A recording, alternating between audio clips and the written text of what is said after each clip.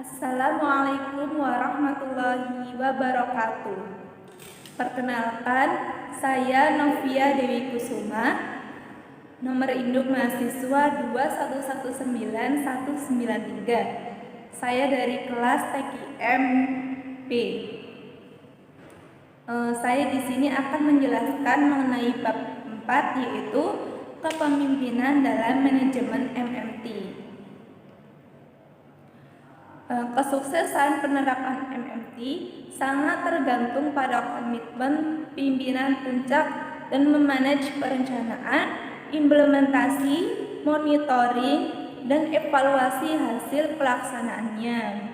Komitmen pimpinan tidak hanya dalam hal keberpihakan dalam penentuan kebijakan, tetapi sampai pada tahap pelaksana, pengawasan, dan evaluasinya termasuk dana serta partisipasi atau waktunya.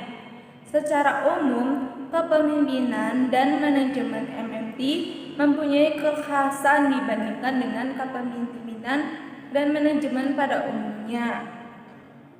Untuk itu, dalam bab 4 ini dibahas topik-topik yang terkait, yaitu yang pertama, definisi kepemimpinan, yang kedua, kepemimpinan mutu, yang ketiga, gaya kepemimpinan, yang keempat, gaya kepemimpinan dalam konteks manajemen mutu, dan yang kelima, kepemimpinan versus manajer.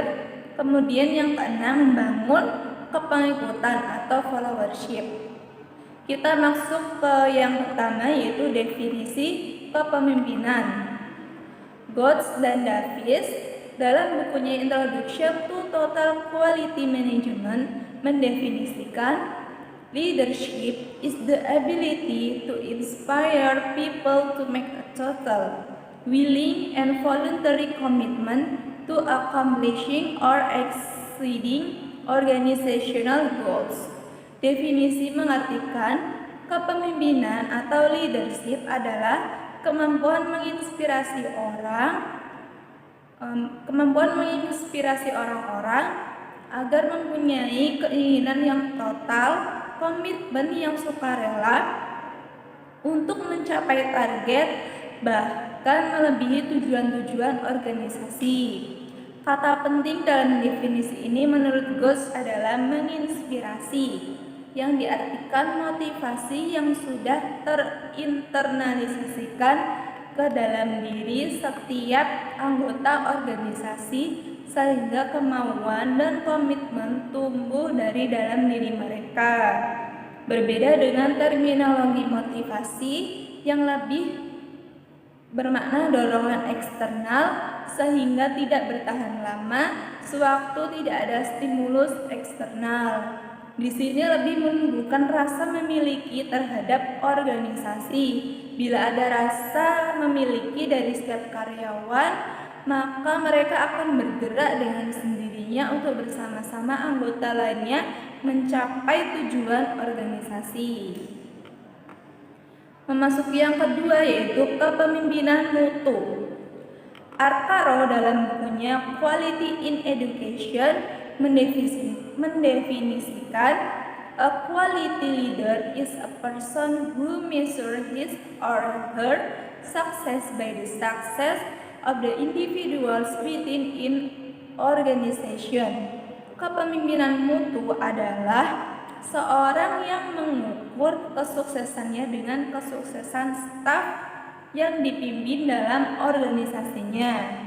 Selanjutnya, Arcaro menjelaskan bahwa dalam kepemimpinan mutu atau quality leadership, maka para pimpinan di birokrasi pendidikan seharusnya berubah dari peran penguasa, pengatur, pengontrol menjadi fasilitator, penyedia sumber daya yang dibutuhkan guru, staf, dan siswa, tentu dengan skala prioritas karena keterbatasan, untuk mencapai kompetensi lulusan yang diharapkan.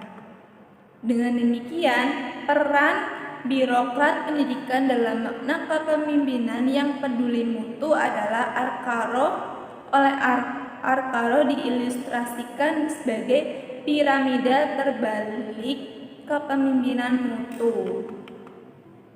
Yang pertama itu yang ke atas ada masyarakat, yang kedua ada siswa dan orang tua, ketiga guru dan karyawan, lalu yang terakhir ada kepala sekolah dan dinas pendidikan. Lebih lanjut, Arkara menjelaskan bahwa peran birokrat sebagai fasilitator dimaksudkan agar staf dan guru termasuk siswa dapat berkreasi dan berinovasi dalam rangka mengimplementasikan kebijakan birokrat. Fasilitator di sini dimaksudkan sebagai pemberdayaan sehingga staf dan guru tidak bebas sebebasnya bertindak. Hal ini juga sesuai dengan esensi dari manajemen berbasis sekolah atau MBS. Kepemimpinan mutu melepaskan diri dari nuansa kewenangan dan kekuasaan. Ini tidak berarti kepala dinas, pengawas, kepala sekolah tidak punya kewenangan dan kekuasaan. Mereka tetap mempunyai kedua hal tersebut untuk mengambil keputusan dalam menjalankan program institusi. Namun, keputusan tersebut diambil dengan merefleksikan pemikiran, harapan, sikap staf guru serta siswa di mana mereka merupakan pelanggan sekaligus pemasok institusi. Secara mudah, pendekatan birokrasi pendidikan lebih bottom up daripada top down, atau paling tidak keseimbangan di antara keduanya. Di lain pihak, guru dan staf juga perlu mengadopsi esensi paradigma piramida terbalik.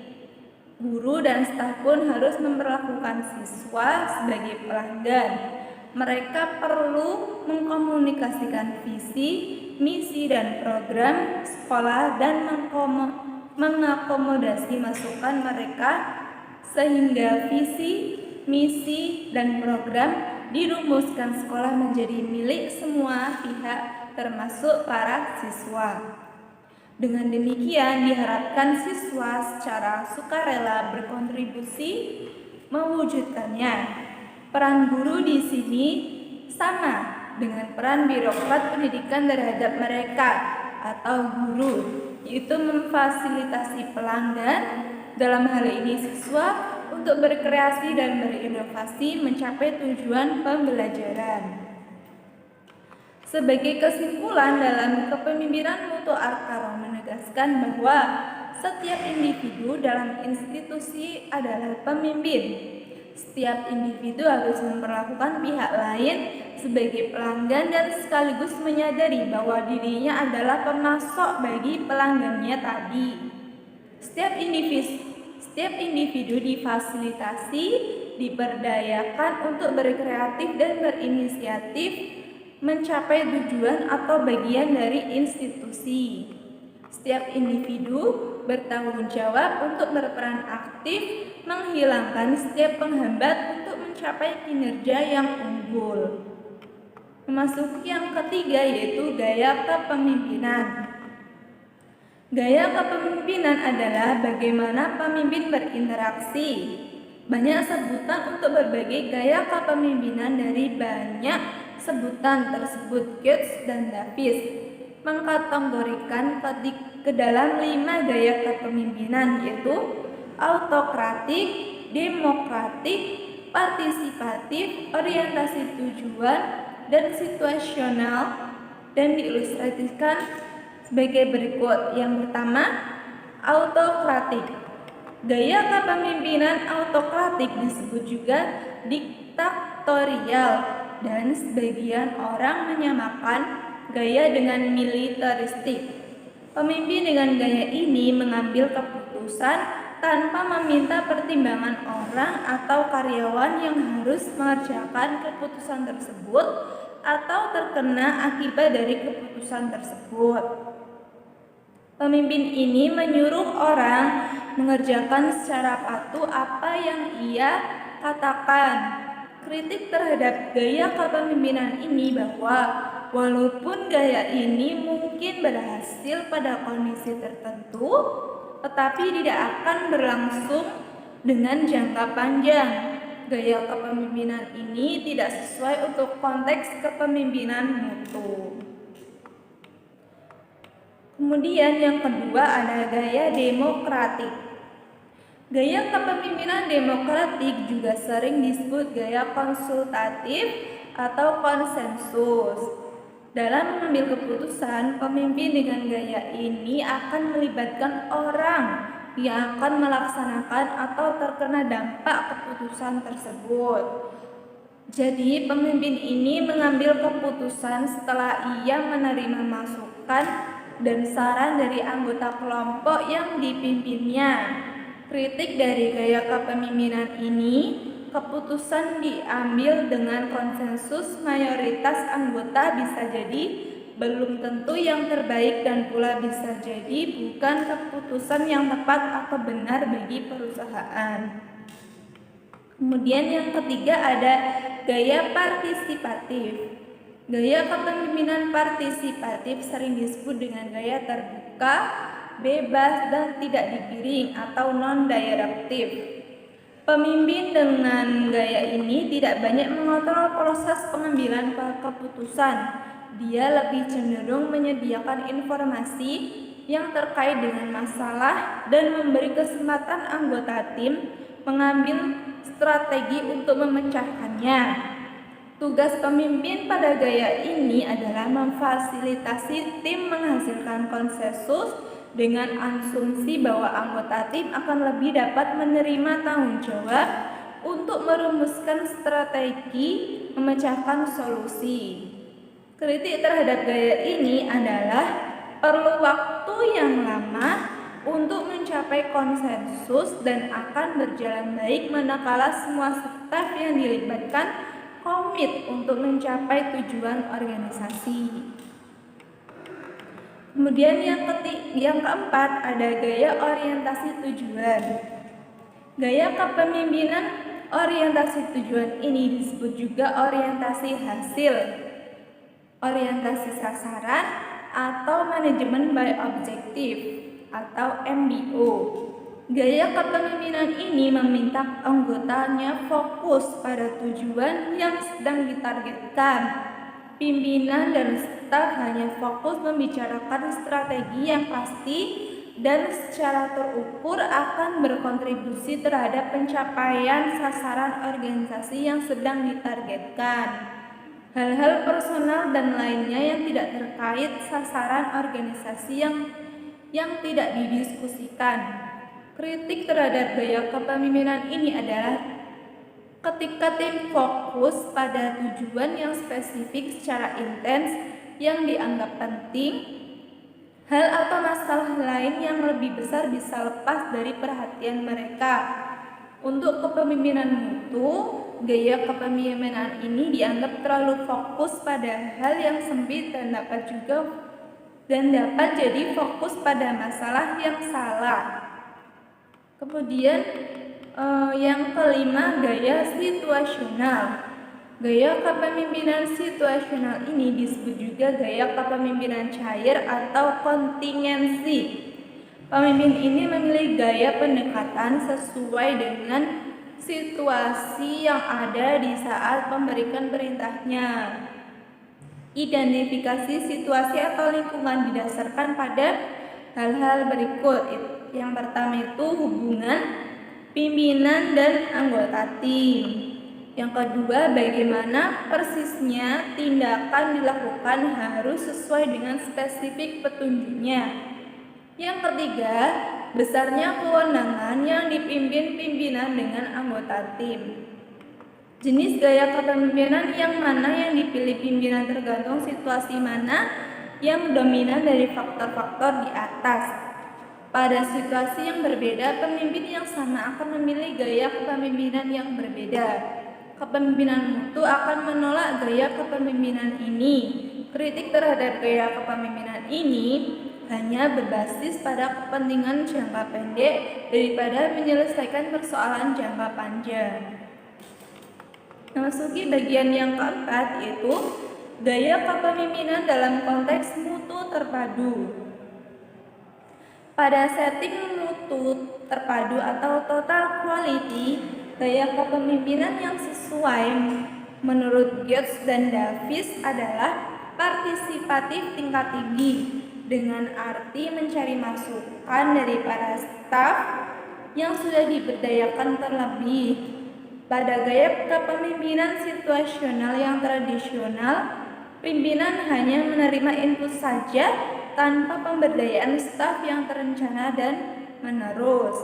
Mengkoleksi input dari staf bukanlah hal yang baru, namun mengkoleksi input, menelusuri, peduli, bekerja bersama staf untuk meningkatkan mutu input atau penghargaan kepada staf atas perbaikan inputnya.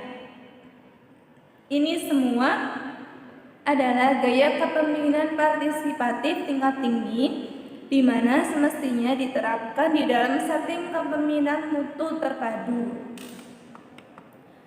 Nah, ini ada contoh kasusnya yaitu sebuah SMA swasta di kawasan elit di Malang menyadari bahwa keberlangsungan dan pengembangan lembaganya sangat tergantung dari persepsi masyarakat bahwa sekolahnya berprestasi dalam menghasilkan lulusannya dalam hal ujian nasional atau UN.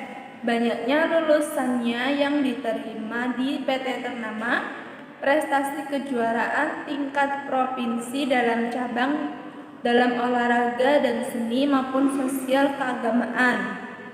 Gaya kepemimpinan kepala sekolah yang dipimpin adalah partisipatif tingkat tinggi dengan mengedepankan yang pertama, pemberdayaan guru dan karyawan sesuai bidang tugasnya baik melalui pelatihan, workshop, dan mentoring maupun mandiri. Yang kedua, guru dan karyawan fokus berkinerja pada bidang tugasnya masing-masing dengan tidak terlalu fokus pada laporan tertulis. Yang ketiga, hubungan personal yang penuh dengan empati. Nah, itu tadi ya gaya kepemimpinan partisipatif di contoh SMA yang ada di Malang.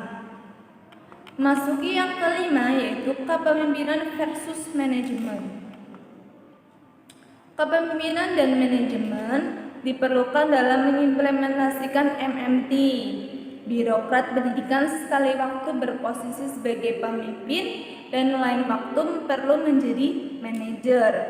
Sewaktu kepala sekolah menjalankan kebijakan yang dirumuskan oleh Dinas Pendidikan, kabupaten atau kota dengan sejumlah batasan-batasan, maka dalam posisi ini ia lebih berperan sebagai manajer. Pada posisi ini, kepala sekolah dituntut untuk melakukan fungsi-fungsi manajemen, yaitu seperti merencanakan, mengorganisasikan, mengaktualisasikan, dan mengontrol pelaksanaan.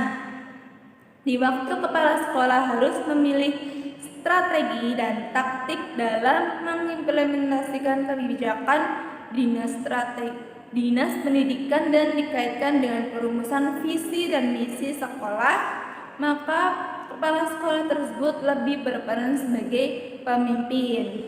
Nah, pada posisi pemimpin ini, kepala sekolah perlu bersama warga sekolah merumuskan visi, misi, dan program sekolah dan meyakinkan visi dan misi tersebut kepada warga sekolah maupun pelanggan atau pemangku kepentingan di luar sekolah dan menggerakkan warga sekolah mencapai visi dan misi yang dirumuskan. Maka pada saat ini kepala sekolah lebih berposisi sebagai pemimpin.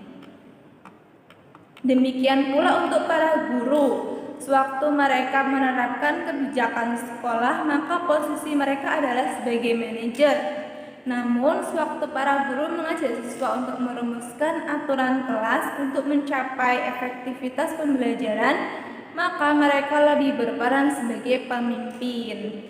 Dalam situasi ini, mereka perlu membangun hubungan guru dan siswa sebagaimana hubungan pemimpin dan pengikutnya.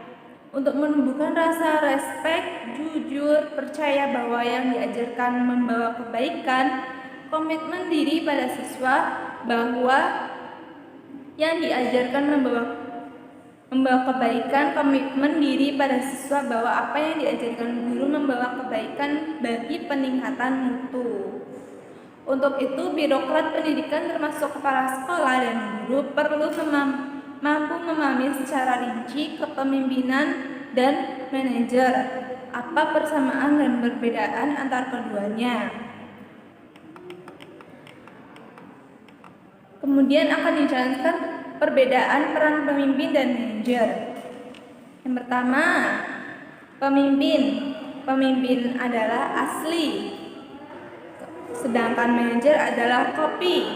Yang kedua, pemimpin anti status quo, sedangkan manajer pro status quo.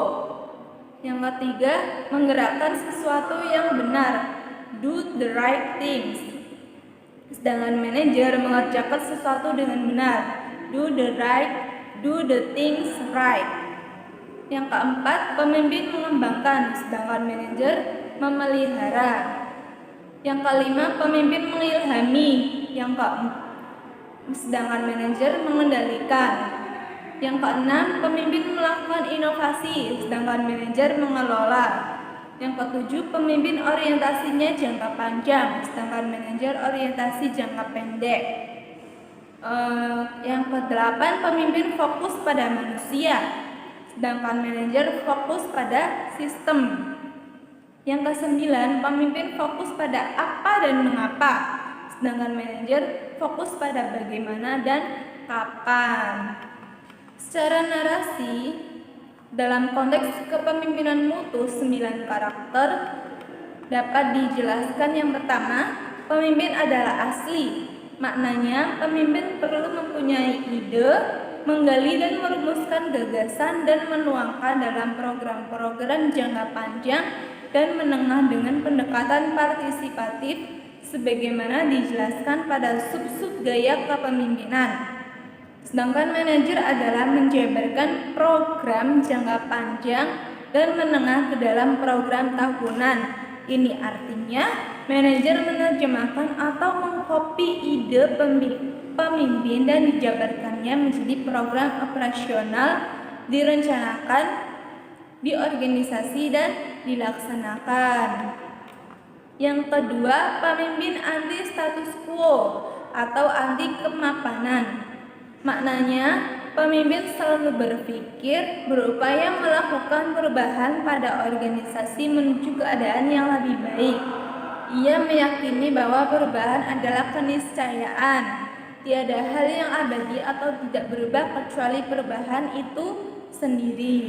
Sebaliknya, manajer pro status quo.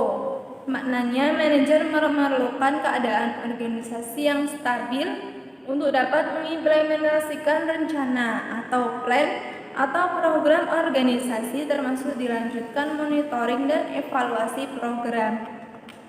Yang ketiga, pemimpin mengerjakan sesuatu yang benar atau do the right things.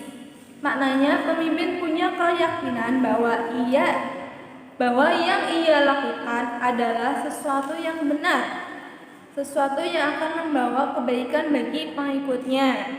Bisa jadi sesuatu yang dianggap benar itu tidak ada dalam program tahunan organisasi. Di sisi lain, manajer mengerjakan sesuatu atau program organisasi, umumnya program tahunan, dengan benar sesuai kaidah organisasi, do the right things.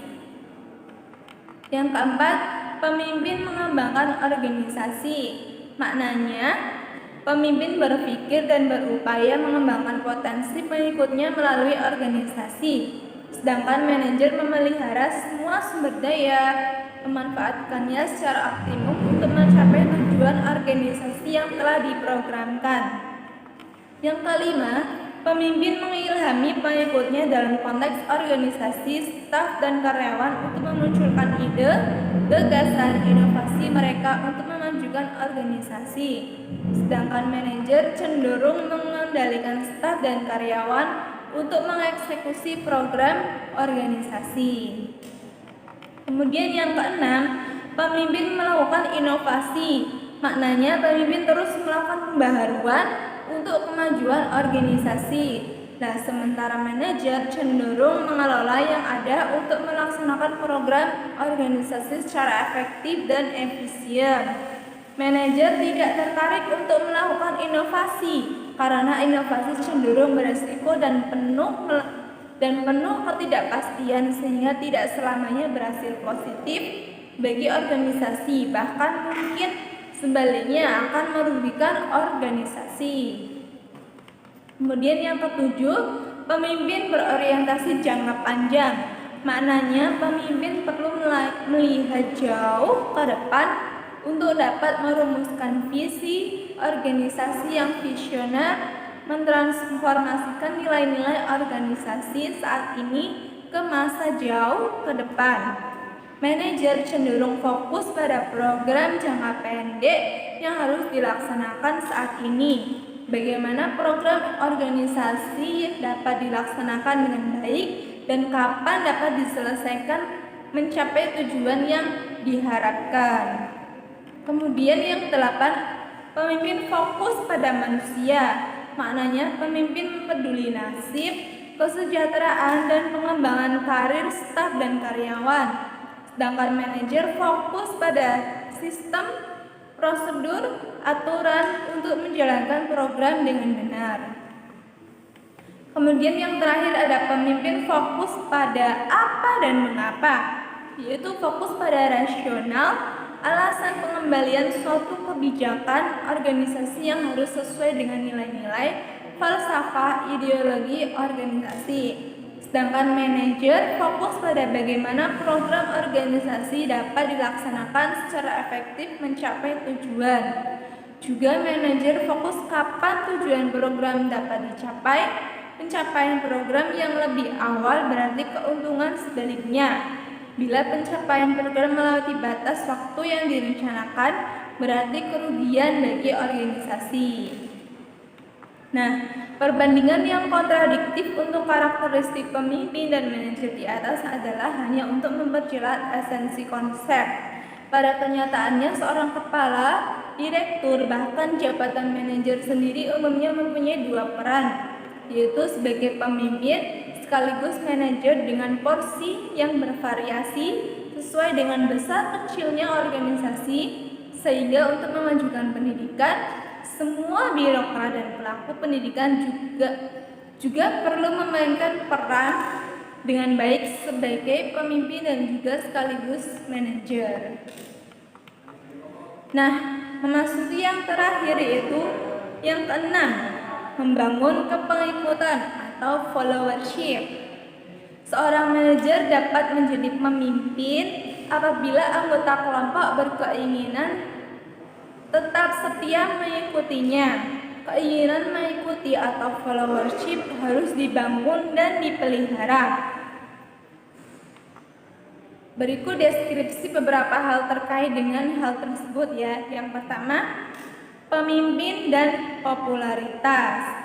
Pemimpin dan popularitas adalah dua hal yang berbeda, namun orang sering keliru menilai.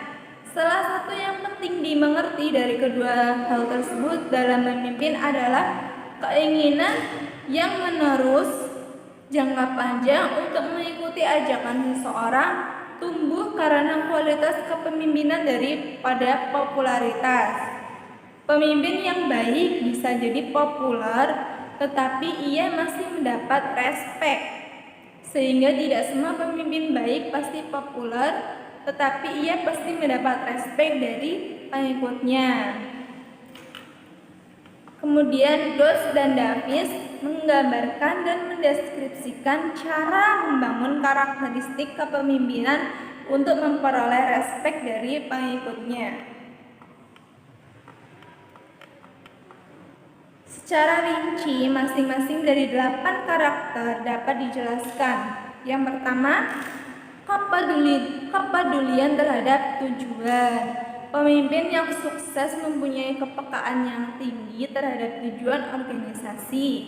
Ia tahu bagaimana memposisikan diri dalam organisasi dan kontribusinya di wilayah tanggung jawab mereka untuk kesuksesan organisasi. Kemudian yang kedua, disiplin diri. Pemimpin sukses membiasakan disiplin diri dan menggunakan hal tersebut sebagai contoh di perusahaannya. Melalui disiplin diri, ia terhindar dari kesenangan untuk diri sendiri yang negatif, penampilan yang negatif seperti kemarahan, respons yang kontraproduktif terhadap tuntutan pekerjaan sehari-hari. Melalui disiplin diri, ia menjadi contoh bagaimana mengatasi problem dan tekanan dengan masih dalam keseimbangan sikap yang positif. Yang ketiga ada kejujuran. Pemimpin yang sukses dipercaya oleh pengikut-pengikutnya karena ia terbuka, jujur, terus terang dengan anggotanya dalam organisasi dan dengan dirinya sendiri. Ia akan tetap jujur walau pada suatu situasi yang sulit untuk membangun keputusan dengan tetap teguh dan konsisten. Yang keempat ada kredibel. Pemimpin yang sukses mempunyai kredibilitas. Kredibilitas dibangun dengan meningkatkan pengetahuan, konsistensi, terbuka, adil pada semua interaksi dengan sesama, membuat contoh yang positif, memberlakukan standar kinerja dan perilaku yang sama untuk semua warga organisasi. Yang kelima ada pikiran logis. Pemimpin sukses menggunakan pikiran logis atau common sense. Ia tahu apa yang penting dan apa yang tidak penting pada situasi tertentu. Mereka tahu menggunakan pendekatan-pendekatan tertentu diperlukan sewaktu berhubungan dengan orang tertentu pula. Mereka tahu kapan harus fleksibel dan kapan harus tegas. Yang keenam ada stamina. Pemimpin sukses punya stamina. Seringkali ia perlu datang pertama dan pulang yang terakhir. Keberadaan dia cenderung lebih lama dan tekanan yang ia alami cenderung lebih besar dari yang lainnya. Energi, stamina, kesehatan adalah bentuk mereka yang memimpin. Yang ketujuh ada keteguhan. Dalam hal ini adalah keteguhan sikap dan komitmen terhadap tujuan organisasi. Pemimpin yang sukses komitmen terhadap tujuan organisasi menyatu sebagai tim dengan orang-orang yang bekerja dengannya dan terus-menerus melakukan peningkatan diri dan profesionalismenya. Ia berkemauan mengerjakan apapun dalam batas-batasan aturan, etika profesional, dan kebijakan organisasi untuk membawa tim mencapai sukses. Nah, itu tadi karakter-karakter menjadi seorang pemimpin yang mau di followership atau pengikut. Kemudian pada hakikatnya semua kita adalah pemimpin, paling tidak memimpin dirinya sendiri sampai kelompok kecil maupun kelompok besar di organisasi. Maka dalam konteks kepemimpinan mutu, semua warga di jajaran pendidikan mulai tingkat nasional, regional, lokal, dan sekolah, bahkan sampai di tingkat kelas adalah perlu berupaya secara terus-menerus menjadi pribadi yang mempunyai kedelapan karakter di atasnya. Yang paling instrumental berhubungan langsung dengan satuan pendidikan yaitu kepala dinas dan seluruh jajarannya di tingkat kabupaten atau kota, pengawas, kepala sekolah, dan guru.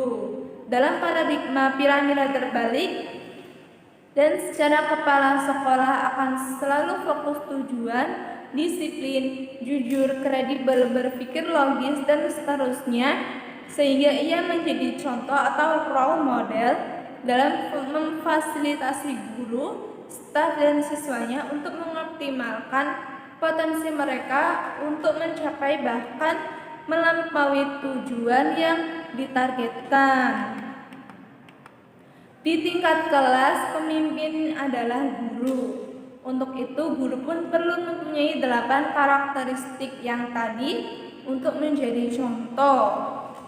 Nasihat bijak mengatakan, the most effective teaching is the example. Artinya, dengan mewujudkan 8 karakter dalam kelas akan membangun yang respek antara guru dan siswa, dan pada gilirannya siswa akan menirukan dan menginternalisasikan nilai-nilai tersebut dalam kehidupan di kelas, lingkungan sekolah, dan diharapkan di keluarga dan masyarakat. Terima kasih. Itu saja penjelasan dari saya. Wassalamualaikum warahmatullahi wabarakatuh.